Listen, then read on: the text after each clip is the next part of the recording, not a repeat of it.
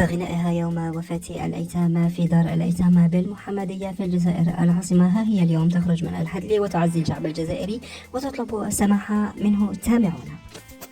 مرحبا بكم متابعي قناة سكوب جزائري. لا تنسوا الاشتراك بالقناة والضغط على زر لايك ليصلكم كل جديد. حيث بدأت من الحدل في ستوريتها عبر انستغرام بالثناء على الجمهورية الجزائرية والذي رافقها خطوة بخطوة وآمن بموهبتها، وهذا ما قالته من الحدل.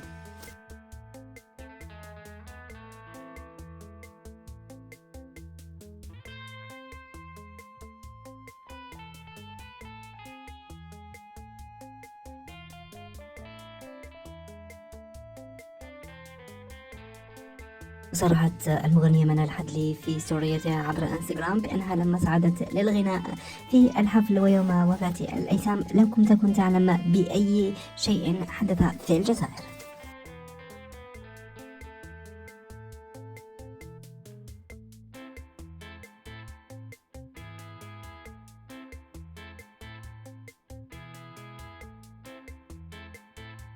ما رأيكم متابعي قناة سكوب جزائري في اعتذاري من الحدلي والطريقة التي اعتذرت بها من الجمهورية الجزائرية، وهل اعتذارها مقنع؟ لا تنسوا الاشتراك بالقناة والضغط على زر لايك ليس لكم كل جديد.